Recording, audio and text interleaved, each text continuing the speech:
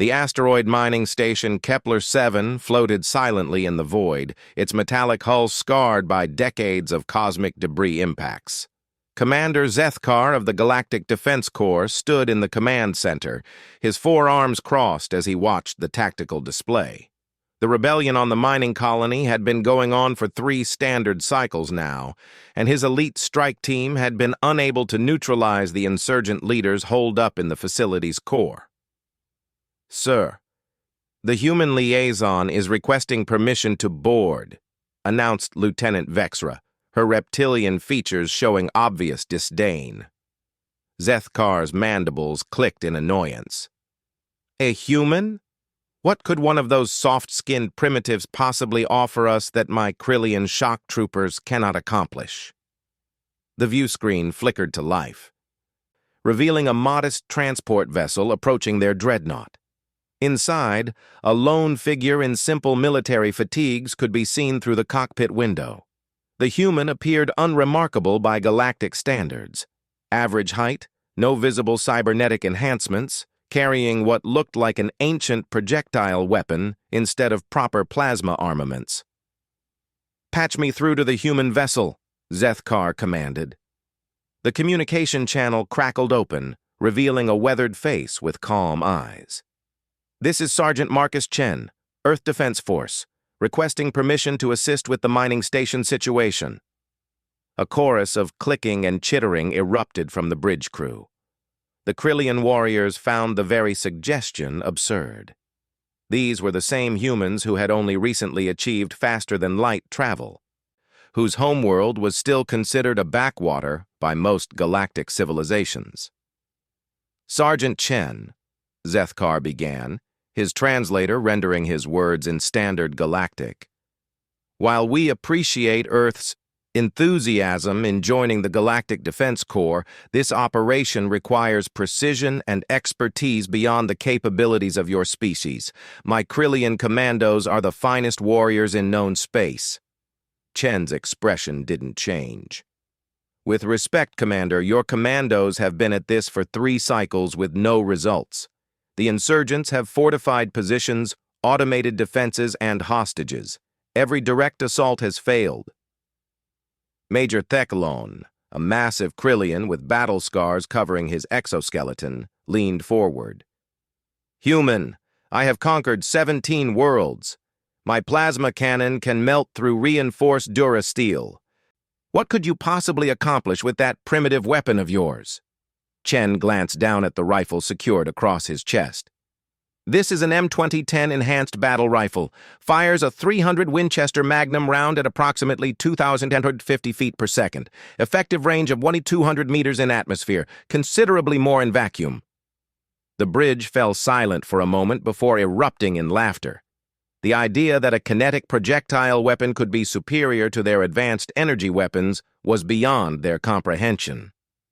"Sergeant," Zethkar said, struggling to contain his amusement, "our plasma weapons can strike targets at ranges exceeding 10,000 meters with perfect accuracy. Your projectile will dissipate its energy over distance and be easily deflected by standard shielding." "Sometimes old solutions work best for new problems," Chen replied simply. "May I review the tactical situation?" Against his better judgment, Zethkar authorized Chen's boarding. Within the hour, the human was standing in their briefing room, studying the holographic display of the mining station. The facility was a maze of tunnels and chambers carved directly into the asteroid. The insurgents had barricaded themselves in the central command hub, surrounded by layers of automated defenses and trapped civilian workers. "Your assault teams have been trying to breach through the main corridors," Chen observed, tracing the attack routes with his finger. "Standard formation tactics." "Indeed," confirmed Major Thekalon. "We advance with plasma shields, suppress their defensive positions, and breach their barricades. It is the proven method of warfare." Chen nodded thoughtfully. "The insurgents know this. They've prepared for exactly this type of assault. That's why they've held out so long." He pointed to a section of the station's outer hull. "What about this maintenance shaft system? It runs along the exterior of the facility." Those shafts are barely wide enough for a maintenance drone, Lieutenant Vexra scoffed. No proper warrior could navigate such confined spaces. I'm not a proper warrior by your standards, Chen said with a slight smile. I'm a sniper. We specialize in being where the enemy doesn't expect us. Zethkar studied the human more carefully. Despite his unremarkable appearance, there was something in Chen's eyes, a quiet confidence that spoke of experience beyond his years. The human carried himself with the economical movements of someone who had learned to be very still for very long periods. Even if you could reach an external position, Zethkar said, the station's defensive grid would detect and eliminate you long before you could be effective. Not necessarily. Chen manipulated the holographic display, highlighting blind spots in the sensor coverage. Your intelligence reports show the rebels have jury-rigged their defense systems. They're focused on the main approach vectors, not on individual infiltration. A single person in a sealed suit could navigate the maintenance network undetected. The Krillian officers exchanged glances. The human's tactical assessment was surprisingly sophisticated, but his proposed solution still seemed impossible. Let us assume you could reach an advantageous position, Major Theclon rumbled. The facility's hull is composed of reinforced materials designed to withstand meteor impacts and industrial accidents. Your primitive projectile weapon could never penetrate such defenses. Chen was quiet for a moment, then spoke with careful precision. The rebels modified the facility's life support systems to accommodate different atmospheric requirements. They had to install new ventilation ports in the outer hull. These ports are protected by transparent aluminum barriers, strong against pressure differentials, but not designed to stop kinetic impacts. The room grew quiet as the implications sank in. The human had identified a vulnerability that their advanced tactical computers had missed. You're suggesting a precision shot through a ventilation port? Zethkar asked incredulously. The target area would be no larger than a few centimeters at extreme range with multiple intervening obstacles. That's what snipers do, Chen replied simply. Lieutenant Vexra hissed in disbelief. Even assuming you could make such an impossible shot, how would you identify and target the rebel leaders among the hostages? Our sensors cannot penetrate the facility's shielded core. Chen tapped his rifle's scope. Thermal imaging with AI-assisted target recognition. This weapon system can identify individuals by their biosignatures, movement patterns, and even micro-expressions. It's designed for precision elimination in complex environments. The Galactic officers were beginning to realize that Earth's military technology, while primitive by their standards, had been refined for very specific purposes. Where their weapons were designed for overwhelming firepower and direct confrontation, human weapons were crafted for precision and adaptability. Even if all of this were possible, Zethkar said slowly, you would be operating alone, in vacuum, with no backup or support. If something went wrong, then I'd die, and you'd continue with your original assault plan, Chen finished matter-of-factly. But if it works, we end this situation without losing any more lives, civilian or military. Major Theclon leaned back in his chair, his warrior's instincts recognizing something familiar in the human's calm acceptance of risk. How many confirmed kills do you have, Sergeant Chen? I don't discuss specifics, Chen replied. But I've been doing this job for 12 years. I'm very good at it.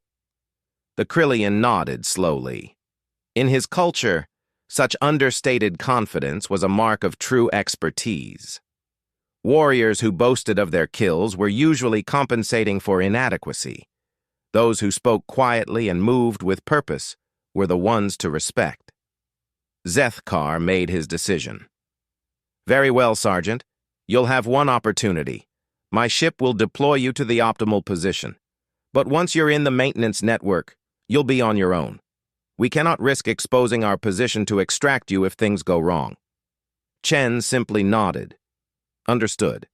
I'll need 6 hours to study the facility schematics and plan the insertion route.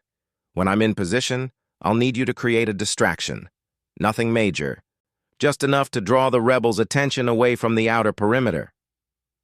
As the briefing dispersed, the galactic officers couldn't shake the feeling that they were witnessing something unprecedented. The human showed no bravado, no attempt to impress them with tales of Earth's military might. He simply stated facts, identified problems, and proposed solutions with the clinical detachment of a professional. 6 hours later, Chen stood in the ship's airlock, sealed in a basic EVA suit with his rifle mag-locked to his back. The mining station hung in the darkness ahead, its few external lights creating a constellation of targets and shadows. "Final communications check," came Zethkar's voice through the comm system. "Clear copy," Chen replied, "beginning insertion in 30 seconds. "Sergeant," the commander said, his tone more respectful than it had been hours earlier, "for what it's worth, my tactical computers estimate your probability of success at less than 12%. Chen's response was barely a whisper, but it carried clearly through the comm channel. "Permission to engage." The airlock cycled open, and the human disappeared into the void, leaving the galactic soldiers to wonder if they had just witnessed the last act of a madman or the opening move of a master. Chen moved through the maintenance shaft network with methodical precision, his movements economical and deliberate in the zero-gravity environment. Each handhold was tested before committing his weight, each turn negotiated with the care of someone who understood that a single mistake would mean death in the vacuum of space. The galactic officers had been right about one thing: the maintenance shafts were barely wide enough for a human body. Chen had to remove his rifle from its mount and push it ahead of him through the narrower sections, the weapon's bulk occasionally catching on conduit housings and support struts. Through his helmet's HUD, he monitored the facility's external sensor sweeps. The rebels' jury-rigged defense grid pulsed in predictable patterns, exactly as he had calculated. By timing his movements to coincide with the sensor dark periods, he remained undetected as he navigated deeper into the station's superstructure. Commander Zethkar watched Chen's progress from the bridge, tracking the human's biosigns through the minimal telemetry their long-range sensors could detect. "How is this possible?" he muttered to himself. "The shaft diameter is barely sufficient for their torso width." Major Theclon, observing the same readings, chittered thoughtfully. "Human anatomy is more flexible than most species. Their lack of exoskeleton allows for greater compression and maneuverability in confined spaces. It appears their evolutionary disadvantages may actually serve them well in certain tactical situations." On the mining station, the rebel leader Kraktesh paced anxiously in the central command hub. His insurrection was running out of time and resources. The galactic forces had them surrounded, and his people were growing desperate. The civilian hostages huddled in one corner of the chamber, their faces showing the strain of 3 cycles under siege. "Status report," Kraktesh demanded of his lieutenant, Vorthak. "The galactic ships maintain their positions. Our long-range sensors detect no change in their deployment. They appear to be waiting for us to make the first move." Kraktesh's 4 eyes narrowed. The waiting was the worst part. His followers had joined the rebellion because of the mining corporation's exploitative practices, but holding hostages was never part of his original plan.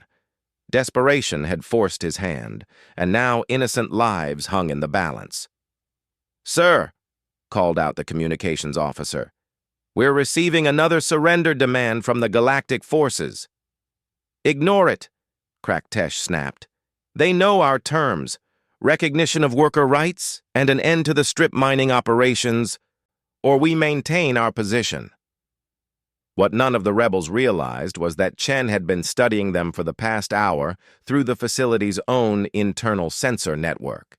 His weapons targeting system had infiltrated their security feeds, using the same ports they had installed for their enhanced life support systems.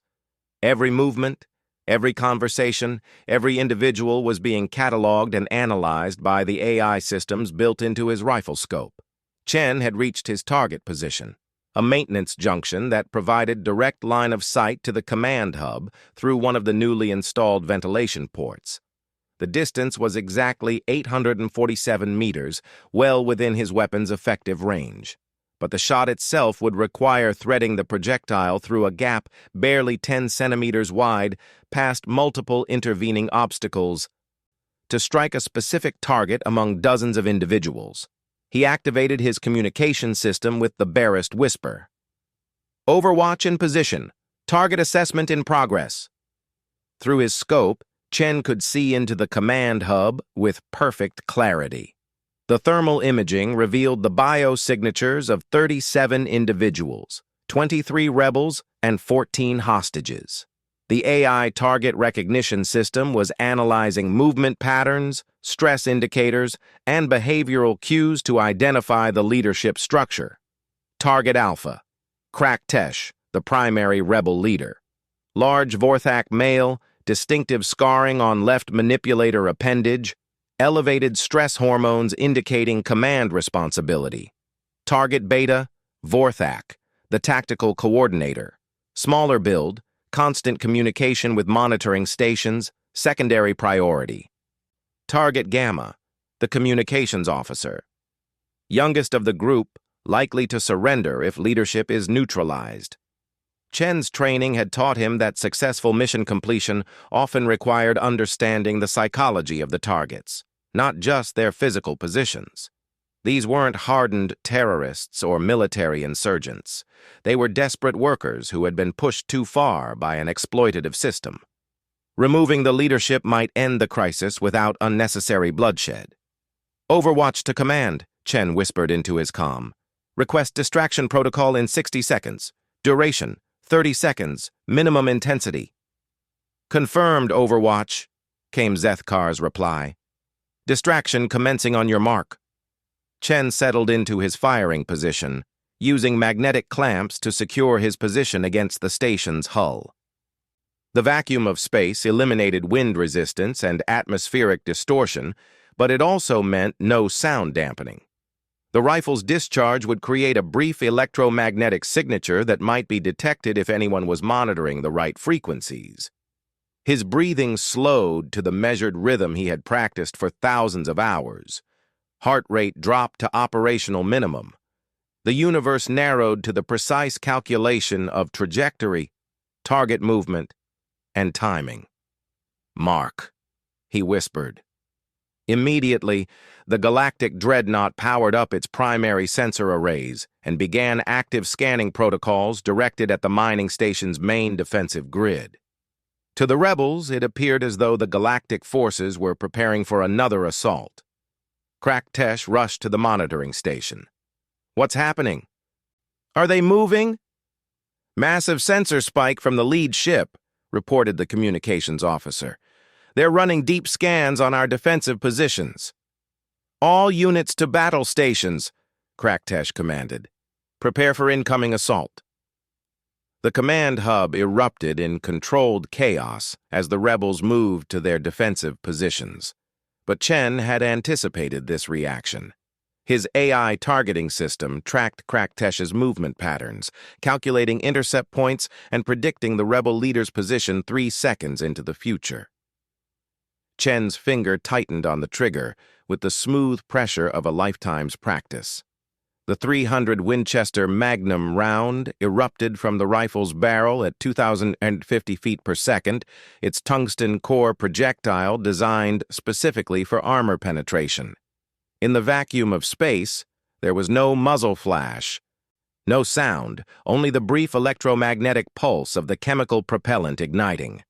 The projectile traveled the 847-meter distance in 0.97 seconds.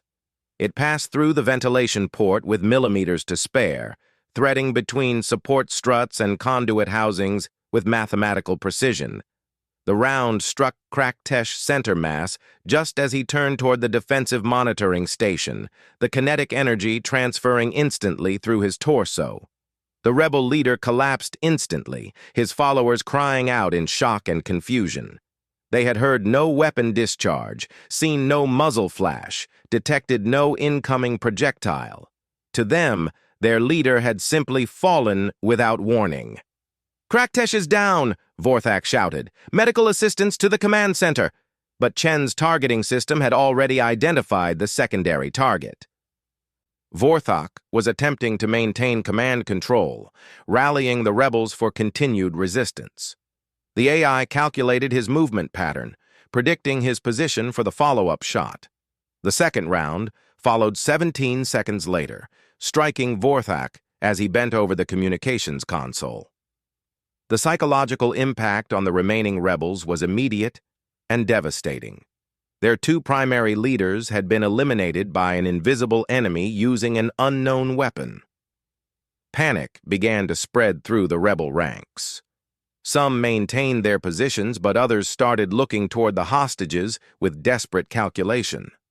Chen recognized the critical moment, the point where desperation could turn to atrocity. His third shot wasn't aimed at a person, but at the main communications console. The tungsten projectile shattered the device in a shower of sparks and debris, cutting off the rebels' ability to coordinate any final desperate actions. "Attention mining station personnel!" Zethkar's voice boomed through the facility's emergency communication system. "Your leadership has been neutralized by precision strike. Surrender immediately, and you will be treated according to galactic law. Continue resistance and face the consequences." The remaining rebels looked at each other with growing terror. They had no idea how their leaders had been killed or where the attack had come from. The mysterious elimination of their command structure, combined with the destruction of their communications, had broken their will to fight. The communications officer, now the senior rebel by default, activated the emergency surrender beacon with trembling hands. "We surrender! Cease fire! We surrender!" Chen remained in position, monitoring the situation through his scope as Galactic Marines boarded the station. The hostages were secured first, followed by the systematic capture of the remaining rebels. Medical teams attended to the wounded, though Kraktesh and Vorthak were beyond help. "Overwatch to command," Chen reported. "Targets neutralized, hostages secure, mission complete." Through the command ship's view screen, the Galactic officers watched as their Marines took control of the mining station without firing a single shot. The entire operation had been resolved in under 4 minutes from Chen's first shot to the rebels' complete surrender. Major Theklan stood in stunned silence. "In my 17 world conquests, I have never seen such precise application of lethal force. The human eliminated exactly the targets necessary to end the conflict. No more, no less." Lieutenant Vexra was studying the tactical recordings. Computer analysis indicates the probability of those shots was less than 1%.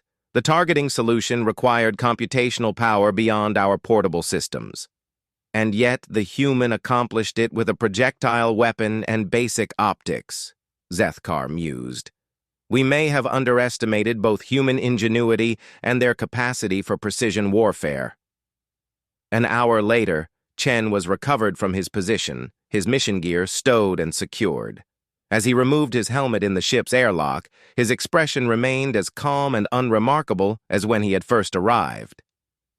The Galactic officers who had mocked him now regarded the human with something approaching awe. They had witnessed a display of skill that challenged their fundamental understanding of what was possible in modern warfare. Chen simply nodded to the assembled officers. "The situation has been resolved. Request permission to return to my transport." But Zethkar stepped forward, his forearms spread in the traditional Krillian gesture of respect. "Sergeant Chen, on behalf of the Galactic Defense Corps, I formally apologize for our earlier dismissal of your capabilities. Your performance today has been educational." Chen studied the alien commander for a moment, then gave a small nod. "Every species brings something unique to the table, Commander. Today was just my turn to contribute." Word of the mining station incident spread through the Galactic Defense Corps faster than a hyperspace transmission.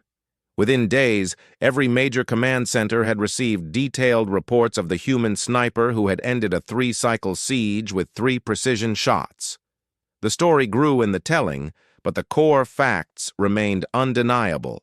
A single Earth soldier had accomplished what an entire fleet of advanced warriors could not.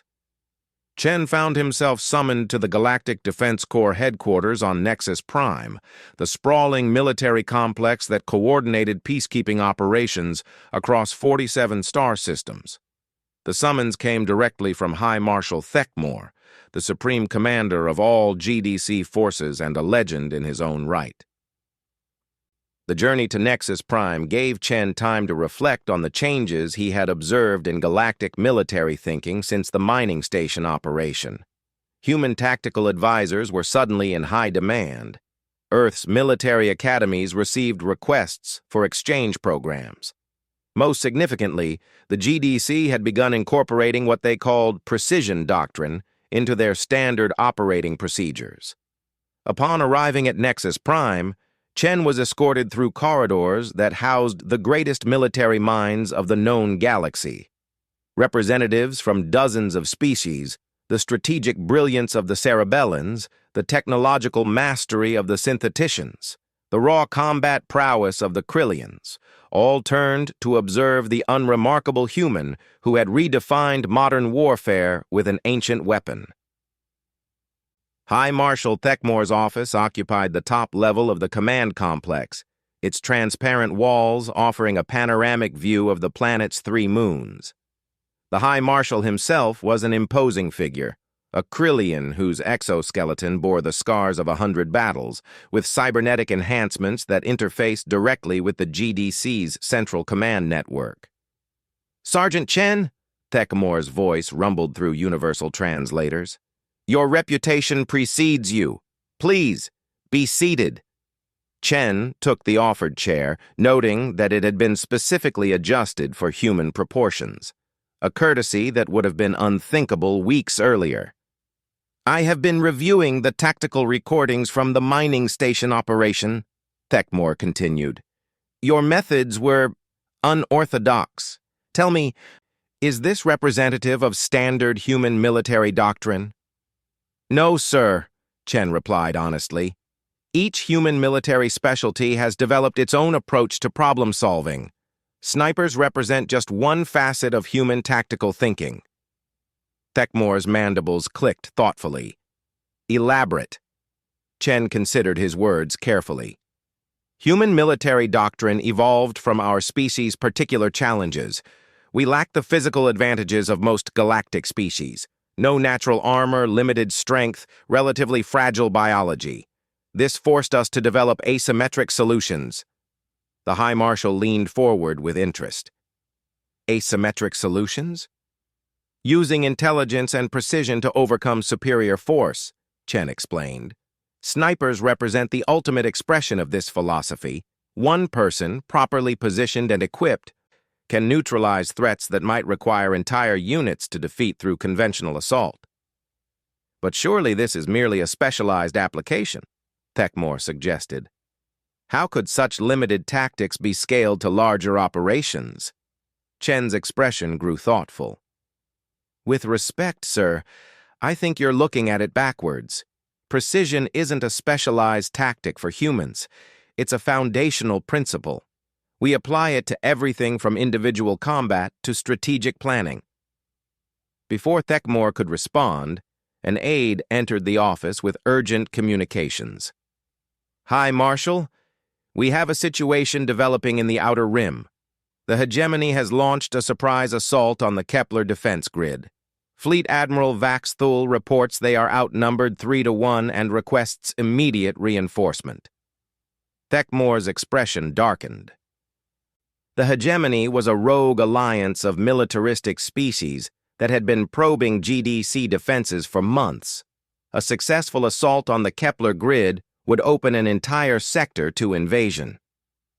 "What forces can we deploy?" Thekmor demanded. "The nearest battle group is 6 hours away," the aide reported.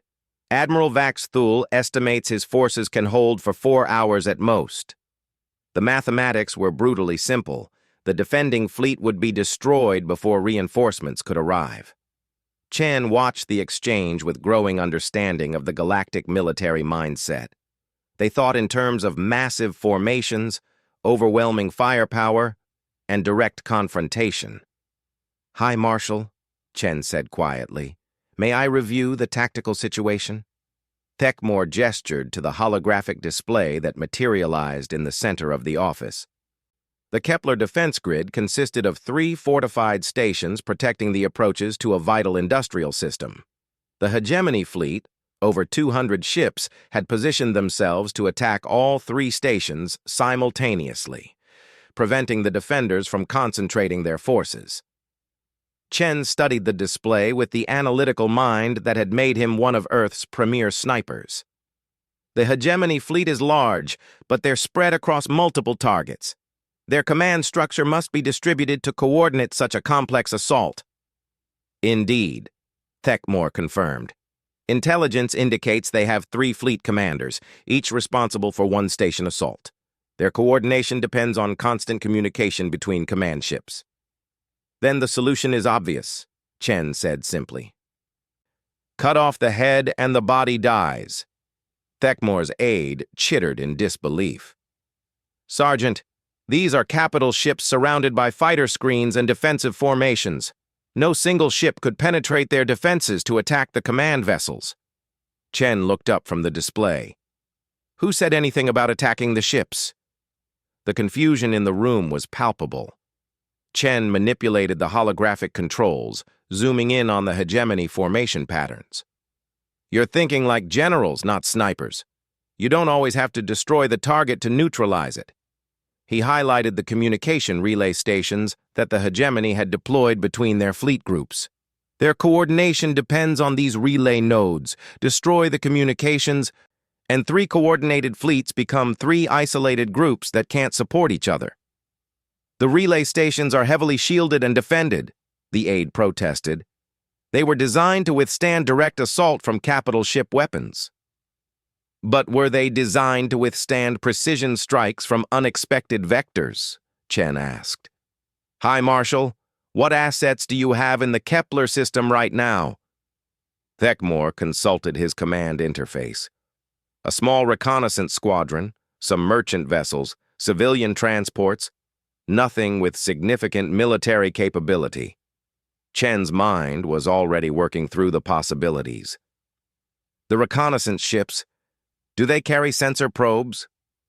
"Standard equipment for deep space operations," Thekmore confirmed. "Titanium hull probes capable of extended sensor sweeps." "What's their maximum velocity when launched at full power?" The aide quickly accessed the technical specifications. "Approximately 15% of light speed. But, Sergeant, sensor probes don't carry weapons." Chen's slight smile reminded Thekmore of the expression he had worn before ending the mining station's siege. "They don't need weapons. At 15% light speed, the kinetic energy alone would be devastating." The room fell silent as the implications became clear. Chen was proposing to turn routine reconnaissance equipment into precision kinetic weapons. "The targeting solution would be impossible," the aide objected. "The relay stations are small, mobile targets at extreme range. The computational requirements alone." "Earth developed something called the Probability Cascade Targeting System," Chen explained. "It's designed to handle exactly these types of precision strikes. Instead of calculating one perfect shot, it calculates thousands of possible intercept points and selects the highest probability solution in real time." Thekmore leaned back in his chair, his combat-hardened mind grappling with tactical concepts he had never considered. "You're suggesting we could end a major fleet engagement with reconnaissance probes?" "Precision application of force at critical vulnerability points," Chen confirmed. "It's the same principle I used at the mining station, just scaled up." The High Marshal was quiet for a long moment, then activated his command interface. "Get me Admiral Vaxthul immediately." The holographic image of a battle-scarred Krillian admiral appeared, the sound of explosions and weapons fire audible in the background. "Hi, Marshal! Thank the ancestors you've responded. We're taking heavy casualties. When can we expect reinforcements?" "Admiral, I'm transmitting new tactical instructions. You are to implement Precision Protocol 7 immediately." Vaxthul's expression showed confusion. "Sir, I'm not familiar with that designation." "Because we just created it," Thekmor replied grimly. "Follow the instructions exactly. And, Admiral, you have a human tactical advisor being patched into your command frequency. Listen to him." Chen found himself suddenly connected to an active battle situation. His voice being transmitted across light years to a desperate admiral surrounded by enemy forces. "Admiral Vaxthul, this is Sergeant Chen, Earth Defense Force. I need you to redirect your reconnaissance squadron to target the hegemony communication relays. Sergeant, with all respect, our reconnaissance ships are not combat vessels. They cannot engage hegemony warships." "They don't need to engage the warships," Chen replied calmly. "Sir, trust me and follow my instructions exactly. You're going to launch sensor probes at maximum velocity towards specific coordinate points that I'm transmitting now." Over the next hour, Chen guided the desperate battle from across the galaxy, using reconnaissance probes as precision weapons to systematically destroy the hegemony's communication network. Each successful strike isolated portions of the enemy fleet, turning their coordinated assault into a series of confused, uncoordinated attacks. Without communication between their fleet commanders, the hegemony forces began making critical errors. Ships that should have been supporting each other moved independently. Tactical formations broke down. The overwhelming assault became a series of manageable engagements that the Kepler defenders could handle individually. "Hi, Marshal!" Admiral Vaxthul's voice crackled through the communicator, triumph replacing desperation. "The enemy fleet is in full retreat. Casualties are minimal. The Kepler grid holds." Thekmor looked at Chen with something approaching reverence. "Sergeant, you've just revolutionized galactic warfare. The implications of precision doctrine applied at fleet scale." Chen simply nodded. "Every problem has a solution, sir. Sometimes you just need to look at it from a different angle." The High Marshal stood and moved to his office's viewing wall, gazing out at the stars that represented thousands of worlds under GDC protection. "Sergeant Chen, I have a proposition for you. The Galactic Defense Corps needs a new strategic doctrine division. Would you consider leading it?" Chen was quiet for a moment, considering the weight of the offer. "Sir, I'm just a sniper. I specialize in solving problems one target at a time." "And perhaps that's exactly what we need," Thekmor replied. "Someone who understands that even the largest problems can be solved by identifying the right target and applying precisely the right amount of force." Chen stood and extended his hand in the traditional human gesture of agreement. "Permission to engage, sir." As Thekmor's massive claw carefully clasped Chen's hand, both warriors understood that they had just witnessed the beginning of a new era in galactic warfare. The age of overwhelming force was ending. The age of human precision had begun. In the months that followed, Chen's Strategic Doctrine Division would train thousands of galactic officers in precision warfare principles. The Kepler defense became a case study taught at military academies across known space. And somewhere in the vast galaxy, other species began to realize that the quiet humans from the small blue world might have more to offer than anyone had initially suspected. The laughter had stopped completely.